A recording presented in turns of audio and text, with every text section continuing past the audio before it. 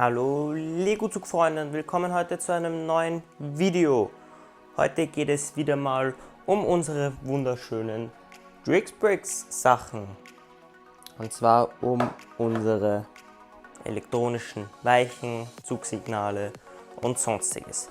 Da einige von euch im Video gemeint haben, wo ich das Ganze aufgebaut habe, hey, ich soll das doch noch genauer erklären. Und dann beginnen wir mal. Als allererstes brauchen wir mal für unsere Fernsteuerung Strom.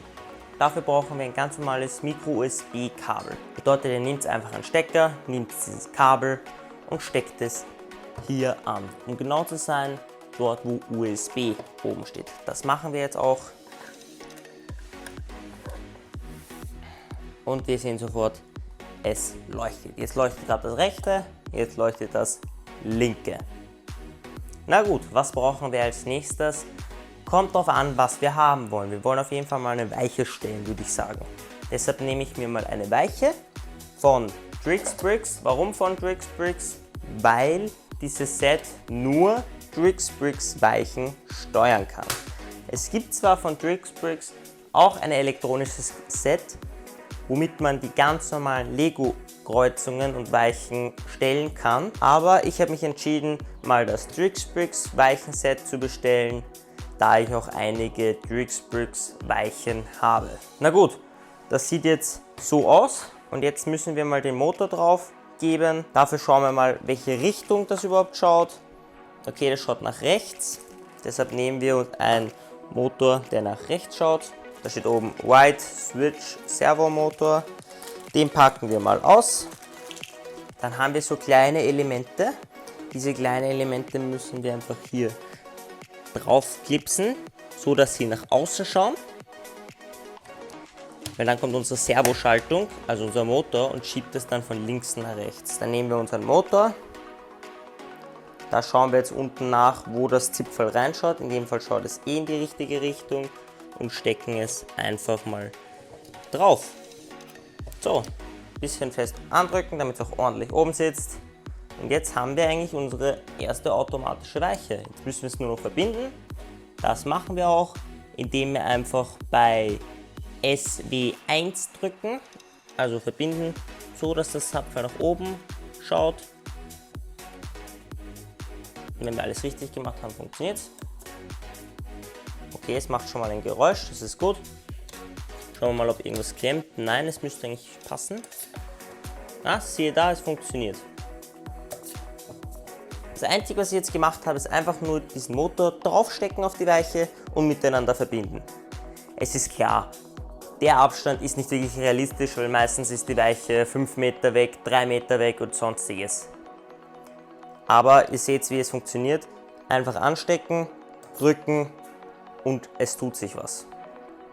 Das können wir jetzt erweitern, so wie ich es gerade gesagt habe, wenn einmal eure Weiche 5 Meter entfernt ist oder so, dann nimmt ihr einfach diese Verbindungskabeln, das sind einfach nur Verlängerungskabeln, die steckt ihr auf der einen Seite an und steckt es dann wieder in den Computer hinein bzw. in unsere Fernsteuerung.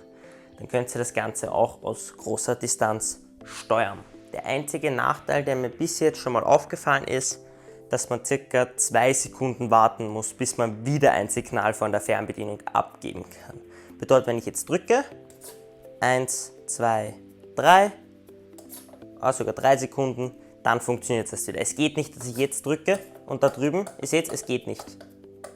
Das liegt daran, dass der einfach sich 2, 3 Sekunden Zeit lässt und erst dann gibt er das Signal wieder weiter. Bedeutet, ihr könnt es nicht links, rechts, links, rechts, links, rechts machen, das geht nicht.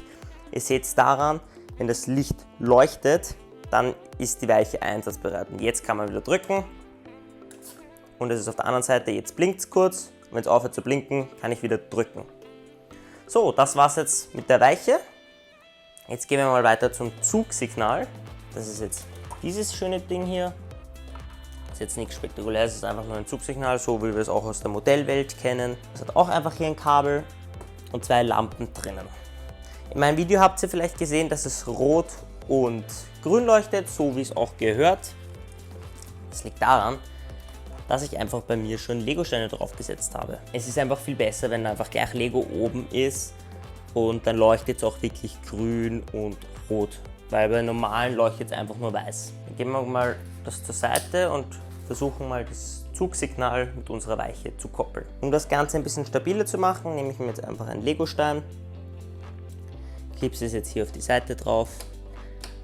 Passt, dann nehmen wir das wieder und stecken es dort an, wo LED oben steht. Warum LED? Ist ganz leicht, weil es LED-Lampen sind.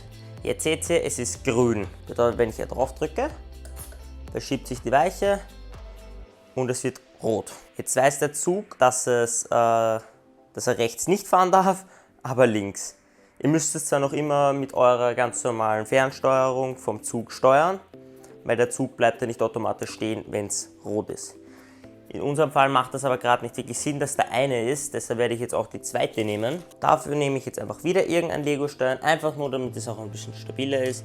Ihr seht sofort, die Trixbricks-Sachen sind komplett Lego-kompatibel, bedeutet einfach nur draufgeben und es funktioniert. Jetzt haben wir gerade das Problem, dass es nicht ausgeht, aber bei LED ist es generell so, dass man einen Verteiler braucht. Bedeutet, wir brauchen dieses wunderschöne Kabel, wo man von 2 Kabel zu 1 Kabel kommt. Das brauchen wir jetzt, da wir die 2 auf 1 verbinden müssen. Und jetzt haben wir es genau so, wie wir es haben wollten. Links kann der Zug gerade fahren, also wenn der Zug kommt, er sieht, links ist grün, dann fährt er jetzt einfach links hinein. Zug ist vorbei, wir drücken drauf, rechts ist grün, links ist rot. Die Weiche ist nach rechts gestellt. Perfekt. Aber wir möchten wahrscheinlich nicht immer dort sitzen und draufdrücken. Ist zwar cool, aber wir wollen sicher nicht den ganzen Tag dort sitzen und drücken. Und dann haben wir genau das gleiche Effekt, wie wenn wir hier einfach die Weiche stellen. Und das wollen wir vermeiden. Und dafür gibt es diese wunderschönen Zugsensoren. Der misst einfach, okay, da ist ein Zug und dann stellt er das Ganze automatisch. Ist nichts anderes als einfach nur ein Sensor, ein Infrarotsensor, um genau zu sein. Den stellen wir jetzt einfach hier auf die Seite und wenn der Zug jetzt hier vorbeifährt, weiß er, okay, der Zug ist hier vorbeigefahren, stellen wir alles um, damit nicht ein weiterer Zug reinfährt. Dafür nehmen wir uns einfach unseren Zugsensor und klipsen den auch hinten dran bei TD1. Das heißt einfach nur Train Detector 1. Diese ganzen Begriffe oder sonstiges, die sind alle in diesem Handbuch drinnen, das mir Trixbricks mitgeschickt hat. Bedeutet, falls ihr mal so ein Set kauft, ist alles da drin genau beschrieben. Seht ihr auch die anderen Sachen, wie es funktioniert, seht ihr alles, was dabei sein soll, wie man das richtig montiert und sonstiges. Also ihr werdet da nicht im Stich gelassen. Aber ich finde, so ein kurzes Video über die Einführung, wie es funktioniert, ist einfach tausendmal besser. So, wir haben es jetzt gemacht. Wir geben da jetzt einfach mal unseren Zugsensor hin. Den klipsen wir natürlich auch wieder dran. Und jetzt imitieren wir einfach unseren Zug. Man sieht da, der Zug ist gerade vorbeigefahren. Die Weiche hat sich gestellt. Das Zugsignal ist umgesprungen. Und wenn wieder ein Zug kommt, ist es wieder so. Bedeutet, wir haben gerade das gemacht, dass wir nie wieder mehr diese Weiche stellen müssen. Alles, was wir dafür brauchen, sind eine Weiche, einen Servo, also etwas Elektronisches, das die Weiche stellt, einen Zugsensor und eine Hauptzentrale. Diese 2 Lampen braucht man eigentlich nicht, aber ich finde trotzdem, es sieht einfach nett aus, wenn es einfach ein bisschen leuchtet und ihr seht sofort, in welche Richtung die Weiche gestellt ist. Weil wenn ihr jetzt 3 Meter weiter weg sitzt, seht ihr jetzt nicht mehr genau, wohin die Weiche schaut. Bedeutet, wenn der Zug jetzt hier kommt und er fährt also Weiche fährt jetzt nach rechts, also der Zug fährt hier jetzt rechts vorbei. Und der nächste Zug kommt und er fährt links vorbei. Und wenn der Zug jetzt links vorbei fährt, fährt wieder der Zug vorbei und rechts.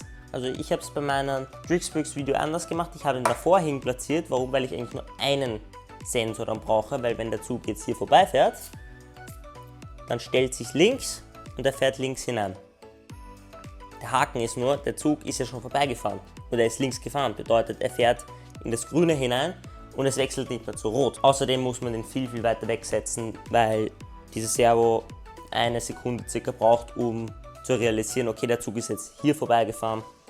Deshalb nicht direkt dran stecken, weil sonst passiert, wenn der Zug hier vorbeifährt, der Zug könnte entgleisen, weil er zuerst links und dann rechts. Falls ihr auf Nummer sicher gehen wollt, nehmt diesen Train Detector, gibt ihn einfach nach hinten. Ich würde mal sagen, ja, 20 cm reicht.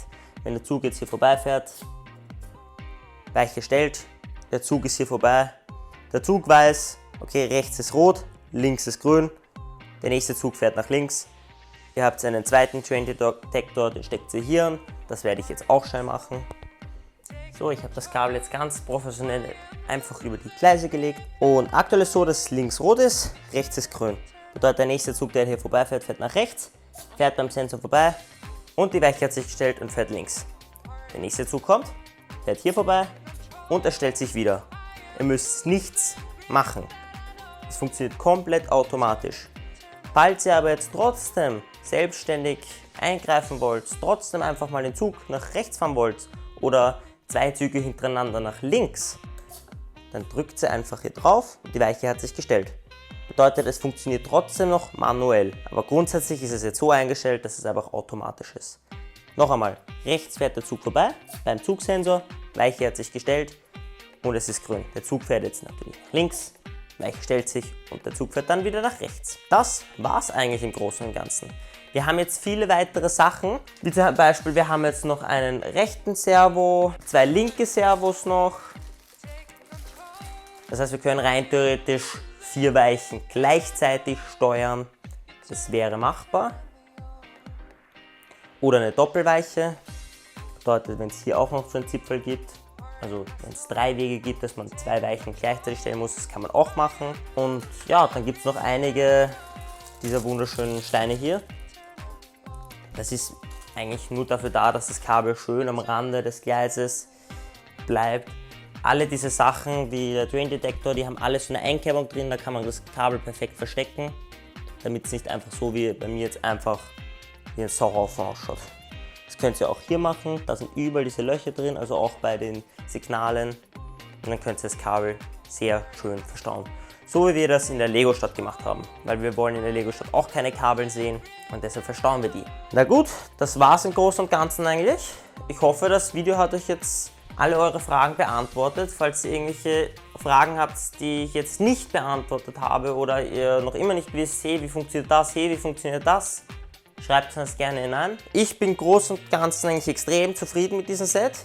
Ich finde es schade, dass es halt doch 100 Euro kostet, aber ihr habt dann wirklich eine automatische Weiche und ich finde, das sieht auch super aus. Warum? Weil es alles in dieser wunderschönen Farbe ist, wie unsere Lego-Schienen. Ihr müsst nichts mehr machen und ihr könnt mehrere Sachen gleichzeitig steuern. Das ist jetzt gleich Zugsignale und sonstiges. Ich werde mir irgendwann noch das Set für die Lego-Schienen holen, also für die Lego-Weichen. Und natürlich, es gibt auch noch den Bahnübergang. Den Bahnübergang werde ich mir auch holen, weil es gibt sicher nichts Cooleres, wenn da jetzt der Zug kommt. Er fährt jetzt hier vorbei und dann schließt sich einfach die Schranken. Also nicht hier, sondern bei einem Bahnübergang. Aber ich finde, das wäre sogar noch die Oberliga. Das werde ich mir dann natürlich auch noch holen. Ich hoffe, euch hat das Video gefallen und wir sehen uns dann einfach nächste Woche wieder mit einem Video. Haut rein, bleibt gesund und tschüss!